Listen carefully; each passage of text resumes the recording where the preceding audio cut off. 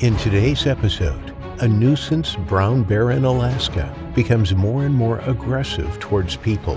Hit that like button and subscribe right now. This is the terrifying brown bear attack on George Tullos.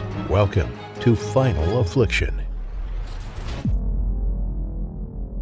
The Run Amok campground near Haider, Alaska is a very popular viewing place for bears and has been for many years. By the year 2000, the townspeople of Hyde had long since gotten used to the slew of tourists coming in to catch a glimpse of the majestic grizzly and brown bears. And surprisingly, most of the people coming through aren't tourists. They're their own people, city slickers who wanted to get a taste of nature, but from a safe vantage point. The campgrounds around Haider have many viewing posts, built several meters above the ground with bridge lookouts that have heavy gates at either end. These seemingly simple safety measures are actually very effective, and it's the reason that the area only had 3 attacks from bears since the 60s. Those unlucky individuals were usually foolish city folk who thought for some inexplicable reason that it was safe to walk up to a wild bear to pet it, and one unfortunate hunter who just happened to stumble upon a mother bear and her cub. But for the most part, Haider is one of the best and safest places to visit, despite the many bears that call the surrounding woods home. In the weeks leading up to July 18, 2000, Haider experienced a rather unruly new inhabitant, a 300-pound brown bear that made it its business to terrorize the town. The permanent inhabitants weren't unfamiliar with the occasional bear wandering into town, and in the past, they simply kept out of the animal's way for a few days until it decided on its own that the woods were much more peaceful than a place with cars and noisy sawmills that were the main source of income for the 140 residents. But this bear wasn't so easily deterred. Determined to get its hands on every garbage can and scrap of food it could reach, it made quite a nuisance of itself and caused a fair bit of damage during its searches for food. After a week of hoping that the animal would finally give up and leave its nightly ventures into town behind it, hunters were finally deployed to locate the bear when it nearly attacked an employee of one of the sawmills one evening. The woman stepped out of her house to take out the trash and walked straight into the animal rummaging through their trash can. Luckily, her front door was just feet away, and she managed to make it inside unharmed. The very next night, it again tried to attack another resident who had let his dog out. This man was chased from his front yard back into his cabin, where he was forced to shut the door before his dog could make it inside too.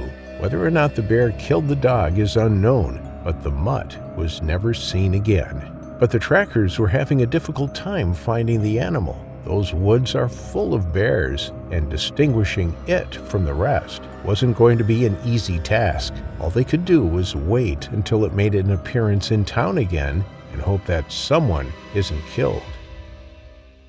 George Tullos was in Haider for the summer, working part-time at the sawmill. Since the 41-year-old was only staying for a few months, he'd set up a tent at Camp Run Amok.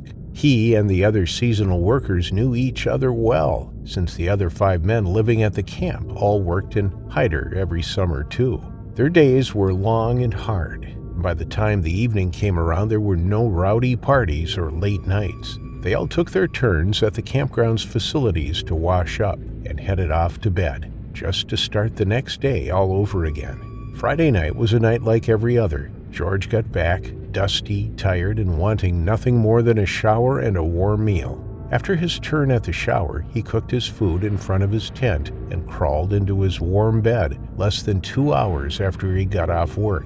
In his haste to get to sleep, George left his dishes right next to the dwindling coals, with plans to clean up in the morning before he went to work. It was those tasty-smelling dishes that drew the hungry animals straight into his camp. Near the morning hours, long after the fire had burned out, George heard the rummage and shuffle outside his tent. Furious and expecting to find someone stealing his things, George wasted no time to rip open the tent's zipper and storm out into the night, ready to let fists fly to protect his possessions. Whatever George expected, it certainly wasn't a 300-pound brown bear. with George's dinner plate held to its face, licking off the flecks of ketchup left over from dinner. The bear was so startled that it dropped the plastic plate in shock just as George stumbled backwards, falling back into his tent, hitting the ground hard. George flipped over on his stomach and attempted to stand up, but then his feet, which were still outside the tent's flap, were grabbed, and he was ripped out so fast that he had no time to react. He flew through the air and hit the ground again, landing a full 9 yards away in the dirt. George only managed to utter a single cry before the snarling beast pounced on top of him, landing with such force on his chest that it shattered his sternum and most of his ribs, sending shards of bone into his lungs. With his entire chest crushed to the point that nothing but blood and fluid was rushing into them, George couldn't yell for help. He couldn't scream in pain as the monstrosity above him began to tear and slash at his face. George was thrown around like a rag doll, limply going where the bear was throwing him. With no oxygen to fuel his lungs, George could not fight back. He was utterly defenseless. In the few minutes it took for George to succumb to the incredible abuse his body was being put through, one of the other campers woke briefly, hearing the grunting of what was obviously a very large animal. The man lay awake for a few seconds, listening to what he thought was a bear rooting through someone's trash. It wouldn't be the first time that one of the beasts lumbered into camp searching for food, and if no one was making a ruckus, it was understood that it was best to leave the animal alone, and it would head back to the trees before the morning came. And since George was unable to make any sound to alert the other people, the man just rolled over and went back to sleep. He was 60 yards away from George's camp, and what he could hear was far enough in the distance that it didn't worry him all that much. What finally killed George is uncertain. It could have been his shattered chest, the claws that raked across his throat, or his shattered skull as the animal slammed him into the hard ground over and over again. Maybe it was blood loss and shock, or a combination of all of those things. But what is certain is that his death came in less than 3 minutes after he was pulled from his tent. The next morning, the man who'd heard the sounds that night walked past George's camp, hoping to share a cup of coffee with his colleague. He saw the blood in the open tent flap and immediately raised the alarm. The 5 workers set out to look for George, and they found him laying by the tree line of the forest 12 yards behind his tent. His body, or what was left of it, was an absolute mess. The bear had begun to eat at George, but apparently decided that it was too much effort to carry him away to a hiding spot to finish off later, like bears usually do.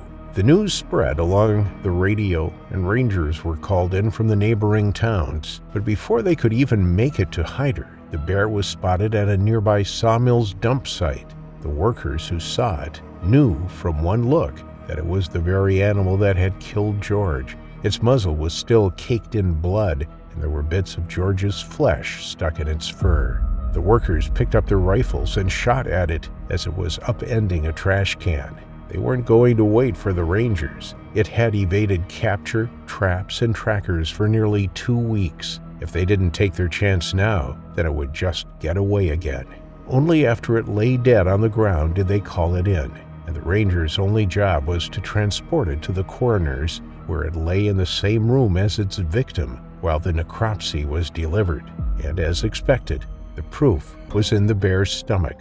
All of the pieces that were missing from George were retrieved from its digestive tract and returned to its owner. George was the 4th and last person around Haider to meet their terrifying final affliction.